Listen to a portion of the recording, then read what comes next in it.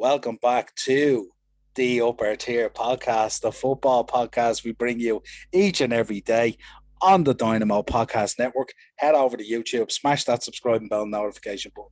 Anchor for audio versions of the show, Facebook, Twitter, and Instagram if you'd like to contact us.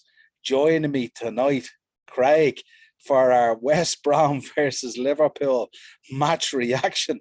What a match reaction it's going to be. Oh, yes. Have you ever seen the madness of it at all? If our name isn't nailed on a top four finish at this stage, I don't know what is. What was you thinking? Here, I don't think it's even hit me. Yeah, well, we had 20-9. I don't think I still even understand what the fuck happened. I'm just ecstatic. Like, you say in these games, look, I take a fucking OG, I take a deflection off four lads. The last thing I'd say is I'd love Allison to come up with a bleeding bullet of a header and score literally with the last touch of the game. What can you say?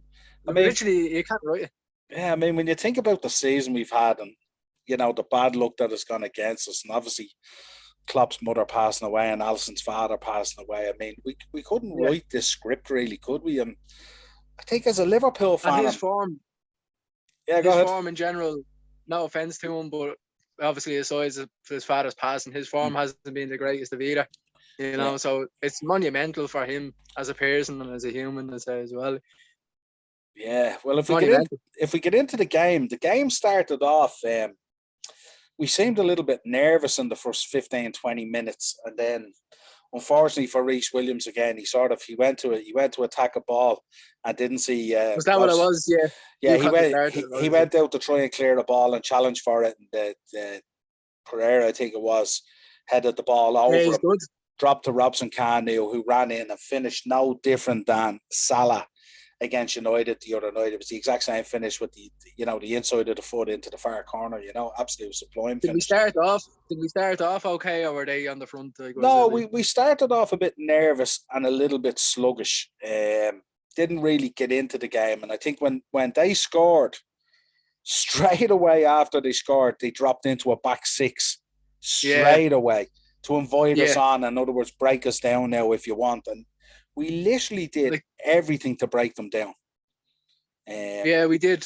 And to be honest, I'll give the players credit as well. We weren't just constantly crossing the balls in. We were trying to work in between the lines with Firmino and Mane. I still don't know how Mane missed that fucking chance. Even not on target. Yeah. I don't know. Yeah, it's just he's just on a real bad run this season. You know what I mean? I often say with players like that, you have to get into the position to make the chance. You know what I mean? And he's making the runs and getting into position, but the ball just isn't hitting the back of the net. The final, yeah. Yeah, it's just that final end ball that just doesn't hit the back of the net for one reason or another. But then, I mean, how the game didn't finish about 7 or 8-1, I don't know. Because we had so many chances. And I know we blazed a lot over and a lot went wide and stuff like that, so we didn't hit the target as much as we should have. But I mean, to create those chances and not have more of a return. And then Mane steps up and wins the ball back. And drops the ball off to Salah, and Salah with a sublime finish into the bottom left corner. Absolute quality goal. No less than what we expect from Mo Salah. So we go in at half-time 1-1, and I'm thinking, we come out in this half now, we'll push on, we'll dominate, change it up a little bit, push a little bit forward, be a little bit more adventurous. We need the 3 points. 1 point ain't really going to do it for us, really. It'll be out of our hands then, It's not going to click it. Yeah, and we absolutely battered them. And when I say battered them, they had a couple of little breakaway, not even half chances, if you like.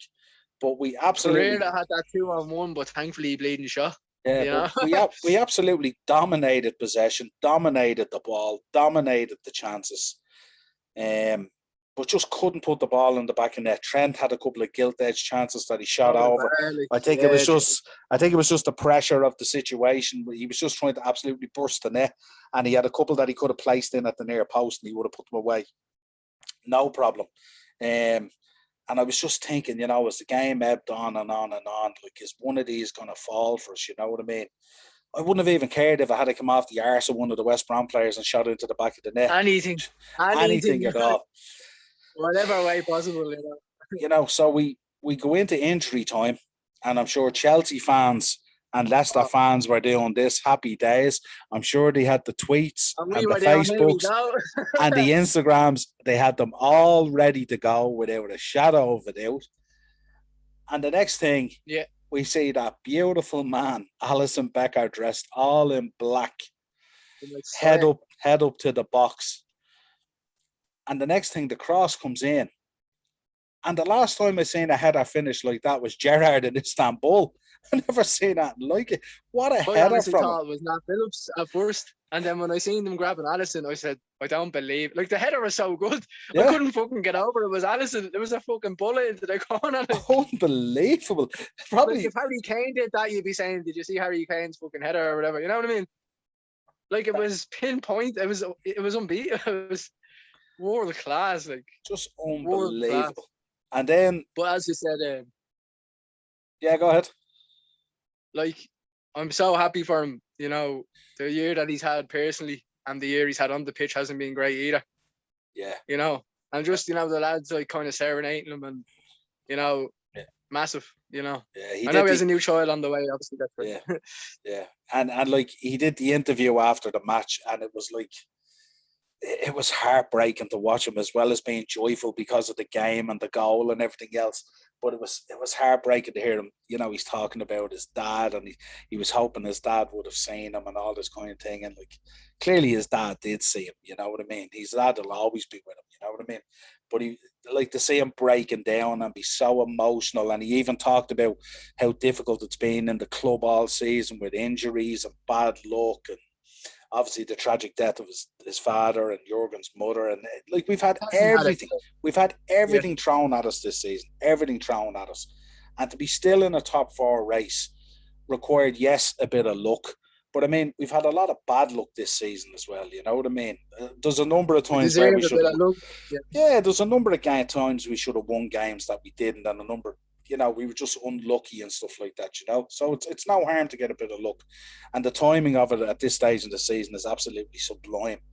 The feeling, like, for Ali, though, is, he feels their pain. He's one of us, when things aren't going right and we get frustrated, he takes that. You can see it even in his body language.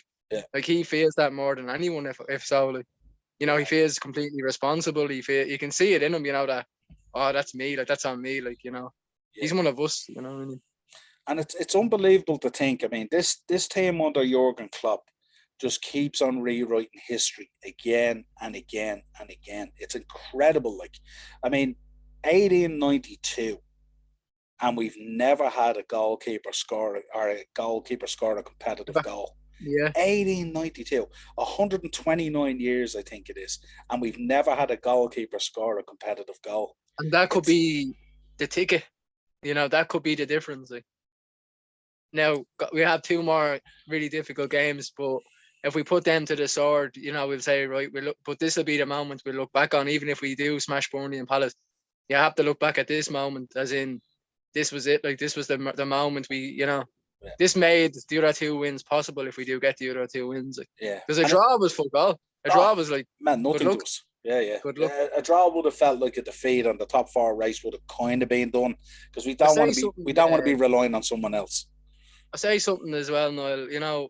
You spoke about luck there, and people probably looking in saying that we're probably bitter and all, but we're not. We're realists at the end of the day. People are more obsessed with Liverpool outside than inside, and I think they should kind of have a look at that at times. Reece Williams came from Kidderminster. He's a child. Nat Phillips was at Stuttgart on loan and then was about to go to Nottingham Forest before he was pulled back only because of injuries. They're playing as a makeshift partnership in the Premier League against Premier League opposition, and they give 100% for us every game.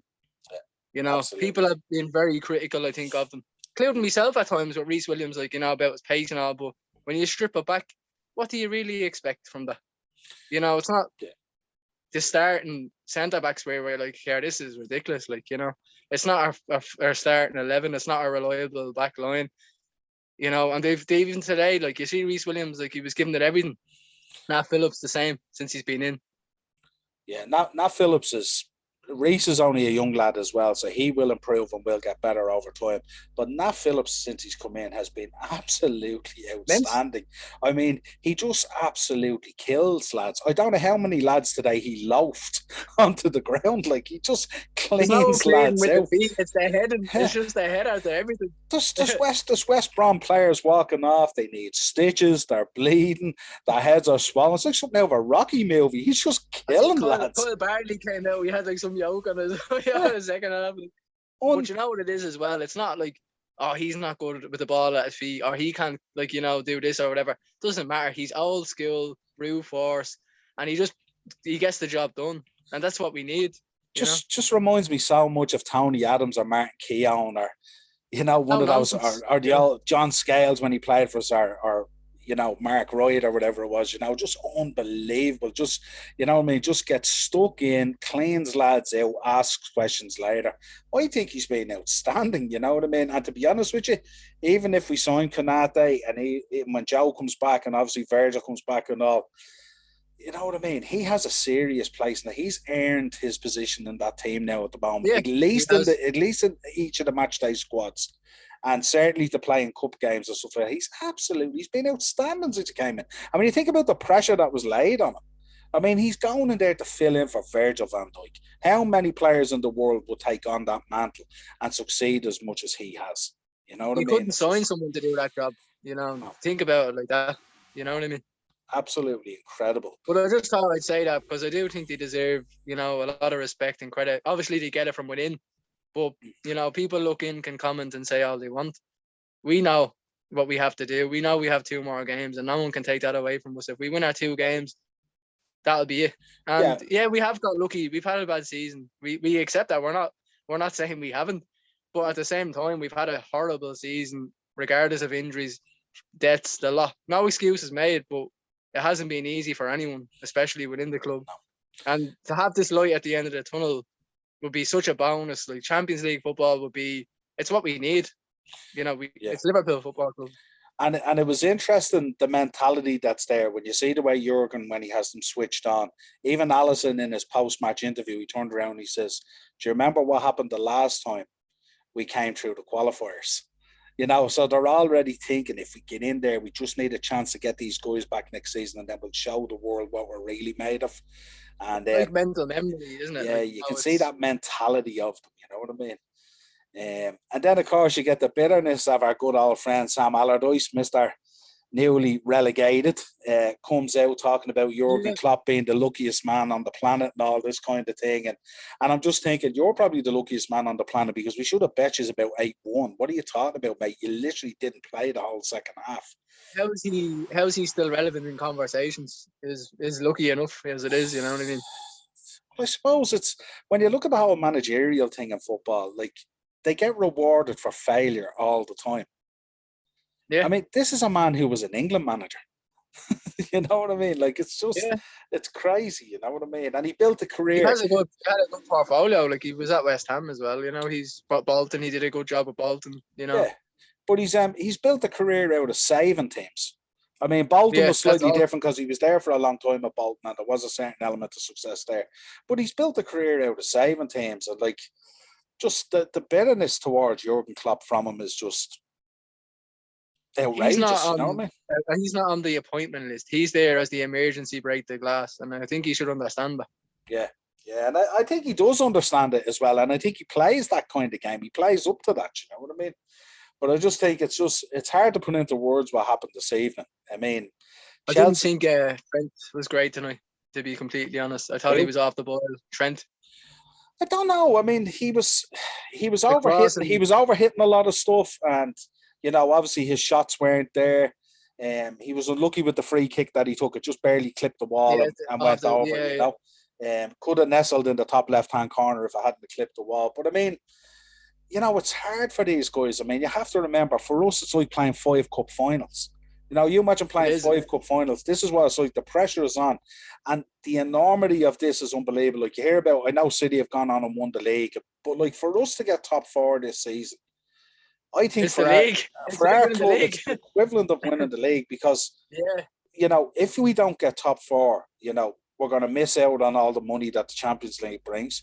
we're not going to be able to potentially sign the players that we want to sign, because a lot of those players at that level may not necessarily want to be playing Thursday night football in the Europa League.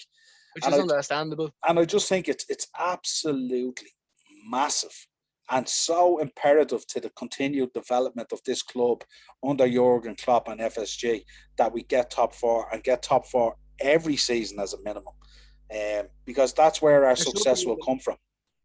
It should be a minimum at our club. Like, you know, that's the level that we're at. That's the bar that we have raised.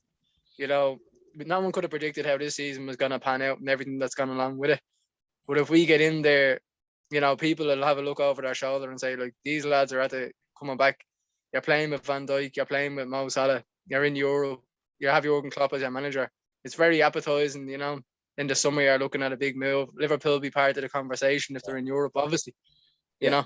And I'm sure other players looking from the outside in see that bond with the manager and the happiness and the squad. And I know Mane was a bit petulant the other night and stuff like that. No, but he came out and he apologised. But I mean, you have to reflect on yourself in these situations. You know what I mean? He's had a terrible season by his standards, his high standards. And it's up to him to fix that. I mean, Jurgen Klopp can only provide him with all the support that he needs and stuff like that. But he needs to be the man that steps up and goes, I'm responsible for this. And I'm sure in apologising to Jurgen Klopp, that's part of it, you know what I mean? To say, yeah, Gaffer, I was wrong, you were right. Let's move on from it. Let's get out there and try and do something, you know what I mean?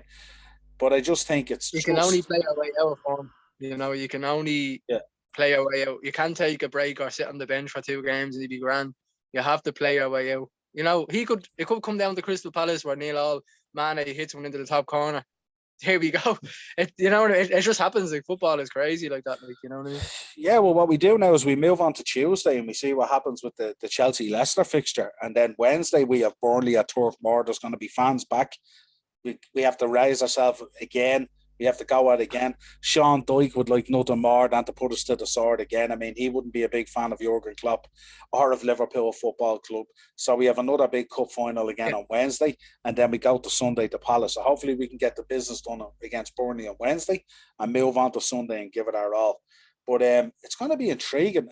Imagine a situation, let me put this to you. Thomas Tuchel, who has come in and has been outstanding for Chelsea. Imagine the situation where he's lost the FA Cup. Imagine he doesn't make top 4. And imagine he loses the Champions League to City. That's a precarious position to be in, isn't it, for him now as the Chelsea manager? And we know how trigger happy Roman is. You know what I mean? So it's just... Well, you're saying that after the praise that we've been given Tuchel, rightly so, and the season that he's turned around for Chelsea, and all like a switch of a light, that could all be wiped away. Think about it, isn't it? Yeah. It's just... And we could be in Europe and they could be lose the final out of the top 4. You're looking at Tuchel. Oh, here, you know, Roman has no bleeding patience, like, you know what I mean? Wow. Real businessman. Like. And I could just imagine a number of fingers being pointed at Timo Werner. You know what I mean? Like, they'll go in on him hard because they're practically going in on him hard as it is, you know what I mean? But it's just... that would be a crazy situation, you know. And I just think, I don't know whether he could, like, Chelsea lost that FA Cup yesterday against Leicester, and they were, you know, there was a couple of interesting decisions, let's say, with VAR and the handball and stuff like that.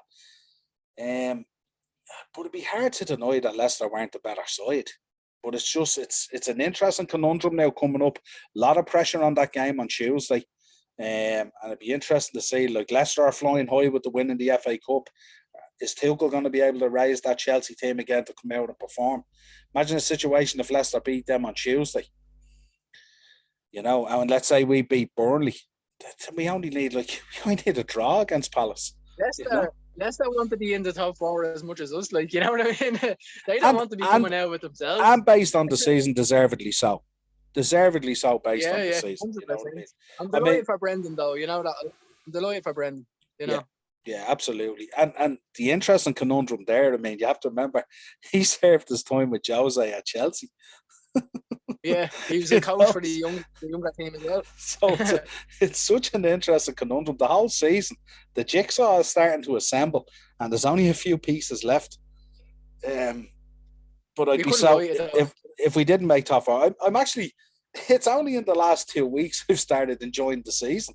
it's been a struggle up till now. You know what I mean? But Chance after chance after chance, clawed away, further away, gap widening. You know. This is going to be a great week, isn't it? This is going to be just unbelievable. I hope so.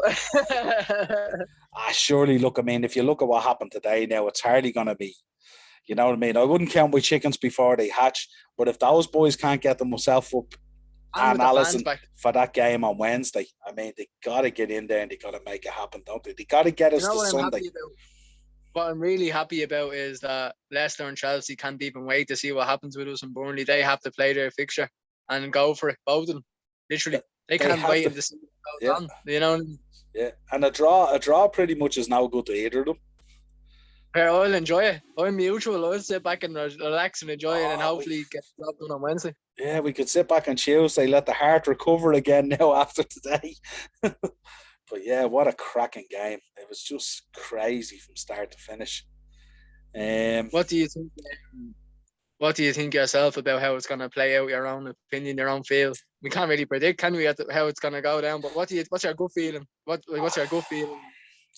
I don't know. Do you know something? It'd be kind of weird if Leicester missed out, wouldn't it? Wouldn't it feel weird? Even though we know it feels like the season that we've had and leading up to the last 2 weeks, though, it feels like they're nailed on up there. So it would feel strange, you know what I mean? And it'd be mad on Tuesday as well. Imagine Brendan goes out with Leicester on Tuesday and they beat Chelsea, and Brendan being our ex-manager, and Chelsea putting Chelsea to the sword, and he was their ex-coach as well, studying under Jose at the time. There's just so many links there in this whole play of this season. Like, it's crazy. But I'm going to enjoy Tuesday, and then I'm going to probably have another mini heart attack again on Wednesday. And then God knows how I'm going to be on Sunday. I'm just going to be, I don't know. If we get top four, I think I'll cry as much as when we won the Champions League and won the league. It will mean as much in the scenario. It's definitely comparable. If we make it to Sunday and we're going into Sunday, you imagine the place is going to be bouncing. The city's going to be like we won a Brazilian league title. Yeah, and we have fans back at Anfield. It's going to be hopping.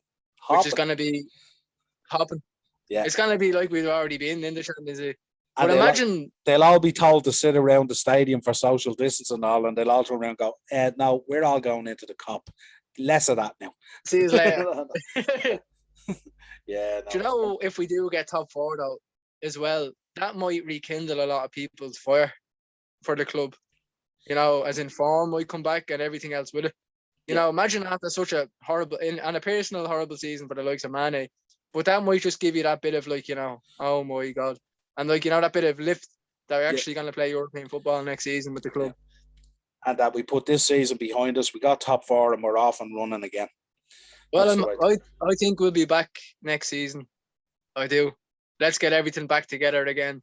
And let's see what we can add. Hopefully it'll be in Europe. And, you know, we're not going to just like disappear off the radar. Like, you know, Jurgen has done such a good job with us that it's not going to just be like that. They'll have a fire in their belly for next season to put the wrongs right. There's no doubt about it. You know, we got badly done this season. You know what I mean? It wasn't a representation of Liverpool. We're still there. Whatsoever. We're still hanging around. We're still hanging around. We don't go away. We never do it the easy way.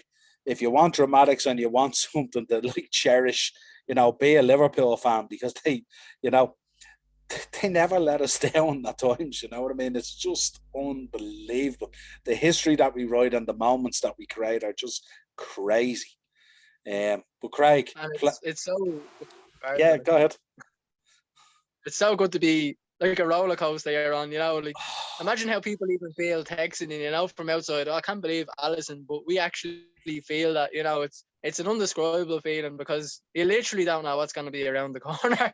You have to be prepared for anything. Like, yeah, well, some of the lads who come on the show, the likes of Wayne and Darren and Mark and all, they all obviously text on WhatsApp and they go, wow, you know, but then there'll be some people who come on the show now and they don't tend to message. But that's okay. Or don't come on if Liverpool do well, which was all right as well. There's no problem. Okay. Well, anyway, pleasure as always, Craig. Thanks for your match reaction. This is the Upper Tier Podcast. This has been your West Brom Liverpool match reaction. Head over to YouTube, Dynamo Podcast Network, and go for audio versions of the show. And we will definitely, without a shadow of a doubt, be talking a lot to each and every one of you this week, no matter what. Till next time. Cheers, Craig.